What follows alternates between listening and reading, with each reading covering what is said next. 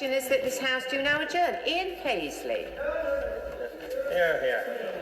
Thank you, Madam Deputy Speaker. I appreciate the opportunity to raise this debate and this German debate so early in the proceedings today. I want to, at the outset, register the fact that I am a member and officer of the APPG for retail crime, and given the debate that we've just had, very important that we do so.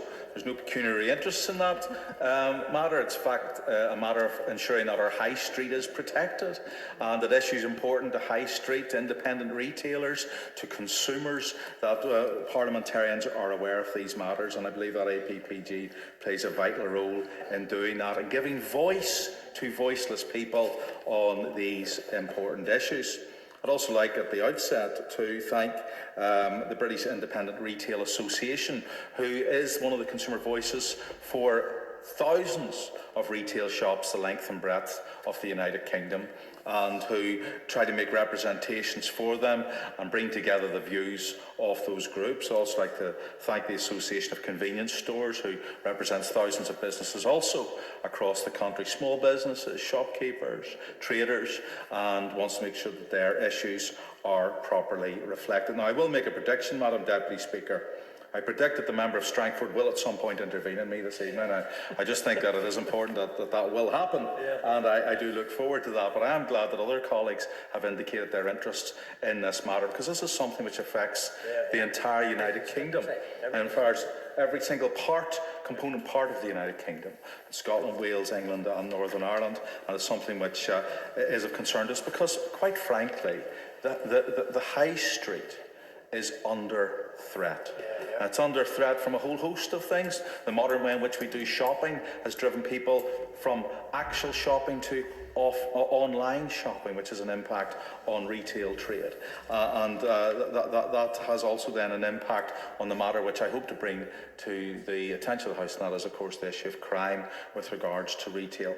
Survey after survey shows that the public feel it is important that we have a thriving local high street, and that they prefer to shop at smaller independent businesses that are unique, that have a local connectivity to the local community, and which offer a uniqueness and opportunities to the consumer, and importantly, choice to the consumer. However, independent retail shops, like members of the British Retail Association, have indicated that they are under threat from a number of challenges. And they are working on tighter and tighter margins. That's the businesses are working on tighter and tighter margins, not only because of the lack of a level playing field they face with online retailers, but because of retail crime. So what does this mean? Retail crime is not a victimless crime. It costs the UK economy approximately £1.9 billion a year, and businesses about £600 million a year in terms of policing this and putting in place protections for themselves. I'm delighted to give way. Thank you, Honourable Member, for giving way, and congratulate him on securing tonight's adjournment debate. Something I've noted from conversations with retail workers in my constituency is a reduction in provision of security guards by many companies, despite increasing crime rates. While I understand the budgetary considerations, does the Honourable Member agree that companies need to take their duty of care more seriously to both workers and customers? I thank the member for raising that point. The protection of workers is very, very important, I think, to us all. I suppose all of us could recount stories where on the high street members and shop staff have been verbally abused, physically abused, and that has to be taken seriously. And of course, with crime increasing, the availability of cash has also then depleted. So ATM machines have moved inside shops and away from banks, because banks have closed on the high street. And now there's charges to the consumer to take that money out of the cash machine. So there's all these knock-on effects which have an impact. I'm going to let the member intervene a minute. That have an impact on retail trade and on crime up and down the country. And I do think that these matters are things which will bear heavily in the shop. But I just want to put again on the record of the House that statistic that it costs the UK economy £1.9 billion a year, and it costs to businesses over £500 million, about £600 million a year, to put in place these things. In fact, retailers across the UK report that one of the biggest threats to their businesses is customer theft. This is no surprise. It affects the productivity and competitiveness of smaller shops, not least because if they make a claim against their insurance, their premiums increase, and because of a 4 to 5% margin, any theft impacts the profitability of that business. So you're actually, as a shopkeeper or a retailer, discouraged from claiming off your insurance, which is there to protect you from this, because it will have such an impact on your profit margin that it could actually ultimately put you out of business. And that matter is incredibly important. Of course, we all know that the cost of living crisis means that more people have desperations, and desperations can cause desperate measures. However, that can't mean that people have a free rein. And I, for one point, will not draw a distinction between because there is a cost of living crisis, therefore this will make people want to steal. That's not the nature of the average citizen in this kingdom.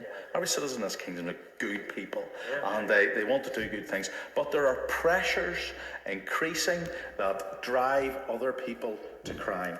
However, and I think we have to be very, very clear about that, but the cost of living crisis is affecting everyone, and it's affecting shops. And more people have less to spend, and if retail crime is left unchecked, businesses will just buckle and fold. Retailers do take responsibility and arm themselves against this type of crime by investing in loss prevention measures. Indeed, the member has indicated this, loss prevention measures including CCTV, special mirrors, panic alarms, shutters, high-value items secured behind counters and overhead gantries. However, many independent businesses do not have the financial capability, the size of their store to invest in the same that the same large chain, national chain companies are able to do so, and who have the physical security presence. And even if they do, the 1.9 billion cost is passed on to the consumers. Again, just highlighting that this will drive the cost of living crisis even further. So it is a vicious circle, and we in this House have an opportunity to challenge it. And I hope that the Minister, through actions, and I know the Minister's committed to this, has an ability to help break that vicious chain. In addition to the financial loss, there is also the emotional impact that this has. The shop worker that is unable to go back to work after they've been verbally abused, spat at, physically abused, that has a dire impact then on the economy of that family and on those people. And the fact that 47% of retailers have reported that the vulnerable customers aren't visiting their shops at night due to the fear of crime. And that it reduces again their ability to participate in community, because shops are about community. They're about the high street flourishing and about people within the community meeting and greeting and engaging in business. And yes, I will of course give way. Can I first of all congratulate my honourable colleague and good friend, the honourable member for North Antrim. He's right to outline all the things that shops can do in relation to safety for their workers, number one, safety for their customers, number two. I've been the representative for Strangford in this House since 2010, but also a member of the Assembly before that, and as a councillor. Over those number of years, I've watched my constituency in the shops as well, seen shop workers who have been verbally abused, who have been attacked with knives, who've been had to call the police, have been beaten up in their shops. And yet, no, with all the precautions that are taken in the shop, which the right precautions to do, it really only ever works if the police are accessible. And the problem for us in many cases, the police are so busy in what they're doing, and they're not able to attend the incidents in the shops at the time whenever the people need to be there. CCTV can retain the evidence, but it needs the police to be there. Does the honourable gentleman, has he experienced that in his constituency as well? I thank my colleague for his intervention. I think he's over 26, maybe 27 years of elected experience between those two bodies, and if he adds council, over 30. And I think that is telling that he's probably, like me, seen an increase in this, an increase in the threats to shop. And of course that has been impacted by the things I mentioned earlier about the change in shopping habit, about online shopping, and therefore the inability sometimes to invest in some of these issues. But everyone who works in a shop has the right to feel safe behind the counter where they work, and that their livelihood isn't under threat. This is why I am pleased, and as co-chair of the All-Parliamentary Group on Retail Crime, Safe and Sustainable High Streets, and leading that we're leading on this debate and pushing this matter forward. And we want to ensure that high streets remain at the heart of our community. But unless shop theft, and this is the key point, Minister, that I really want to drive home tonight, unless shop theft is regarded as a serious crime, I'm afraid that this problem is going to continue to grow and continue to go forward. And therefore we really need to flag it up. This isn't shoplifting, this isn't petty. This is serious and at times organised, and it's got to be addressed. And I do want to make the distinction between serious and organised crime, and that's what we're talking about, but this is a serious crime and we've got to deal with it. As it is, in the response, I went through the history of this, Madam Deputy Speaker, of some of the parliamentary questions that have been asked, and the Honourable Member for Shipley asked the Minister of Justice in 2018 that a particular retail crime would have to be convicted 30 times before that criminal was given a custodial sentence. That's just appalling. In 2017, it was 27 crimes before they would have been convicted. It's gone up now. You can commit up to 30. And in 2016, one offender received their first custodial sentence after, wait for it, Madam Deputy Speaker, 435 previous offences. In 2017, 279 previous offences, and in 2018, 287 previous offences. A prolific daily offender. And it took after hundreds and hundreds and hundreds of offences before that person received a custodial offence. What message does that send out to the kleptomaniac? What message does that send out to the person who says, I just need that item? It sends out a message, you'll probably get away with it. And that just simply isn't good enough, and because it's not treated seriously enough. And it is therefore no surprise that according to British Retail Association, only 15% of shoplifting crime is actually reported, and a majority of businesses, over 56% of them, say that they believe the police operate poorly or very poorly when dealing with retail crime. I understand, I deal with the police regularly in my own constituency, and it alludes really to the point that the member for Strangford was making.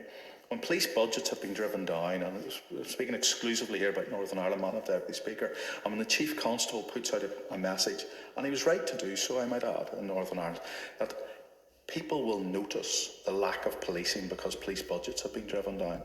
This sort of crime is only going to go in one direction, up. And I know that the situation in England and Wales is slightly different because the police here have been given additional support, and that is incredibly welcome.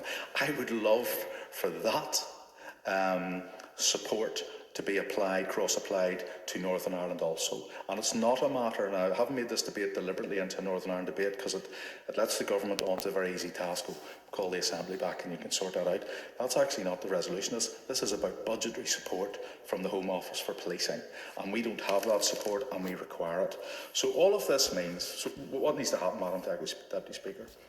All of this means that the retail industry feels totally, I'm going to withdraw the word totally, they feel largely unprotected in these circumstances. And that is unfortunately the case across the entire country. from Abbott's in Devon to Mackays in Cambridge, across to Fermanagh and Ulster. There are many members of the British Independent Retail Association that have been campaigning on retail crime and given evidence directly to the Home Office on this issue, that have found that even if they produce video evidence, there just isn't the interest or the imperative for some of the authorities, some of the time, to actually get involved in this. They feel ignored and they feel let down. And we've got to address that, because that is not in the interest of us as lawmakers. It's not in the interest of us who want to see this country flourishing. We want to make sure that the law is seen to apply, and seen to apply fairly, and where it has to, seen to apply strictly, and to punish people who are engaged in this crime. Reductions in resources availability to police and forces are undoubtedly posing challenges. But more pertinently, there's still a lack of consistency in responses to retail crime across the country. This has not happened by introducing the crazy £200 arbitrary figure that the government set in its guidance in the 2014 Crime and Antisocial Behaviour Act, which advises police forces that they didn't need to respond to value stolen that was below that figure. A written question asked by the member for Tewkesbury, who's also a member of the APPG on which I serve, and a fellow vice chair of that APPG on retail crime on safe and sustainable high streets, shows that the percentage of shop thefts that are being dealt with by the justice system stands at 13%. That's down from 36%. That simply is not acceptable, and I hope that the Minister would agree with that. Prosecuting shoplifting needs to be quicker, easier and cheaper for the police force and for retailers' point of view, with the use of compelling CCTV evidence and technology. The processes can and should be modernised to increase the conviction rate. At the moment of data protection often means that shoplifters are protected from identification, even though they are a danger to the public and a danger to other retail businesses. That needs to change. Now, I'm not saying we need to put wanted posters up all up and down the country, but sometimes you do feel like that whenever you know that that particular person in your village or in your high street is a menace. I have got a chain reaction in the town of Ballymena where there's a radio connection between most of the shops, and when certain people are seen in the town, it goes round like a wildfire. So-and-so's in the town today. Make sure that if they come into your shop, try to prevent them coming in, or more importantly, be alert and make sure that person doesn't do it. When an arrest is made, the punishment must reflect the seriousness of the crime. With this in mind, it would be much better if part of the process of reporting this type of crime was had a mandatory victim impact statement associated with it, so as the court could hear the dilemma and the pain that the shop owner and the people who work for the shop are actually placed in. This would help ensure that criminals are more likely to get a sentence they deserve if the real impact of their crime is actually laid before the courts and the judge hears the impact this has on the community. All retail crime needs to be treated seriously. We need to expunge the words, "This is just shoplifting." It's not. That has to be removed from our lexicon. The type of terminology just implies it's somehow lesser crime or not important. So, Madam Deputy Speaker, I would like to leave those thoughts with the Minister. I understand a colleague does wish to make a contribution as well, and he did speak to ourselves and behind the Speaker's chair earlier, and I'm more than happy to agree to that. And in conclusion, this is an important issue on which we can have cross-party cooperation. Let's show retailers that this is the case and implement these simple solutions that will help our retailers live and thrive and help the high street thrive again. Thank you, Madam Deputy Speaker. Well done.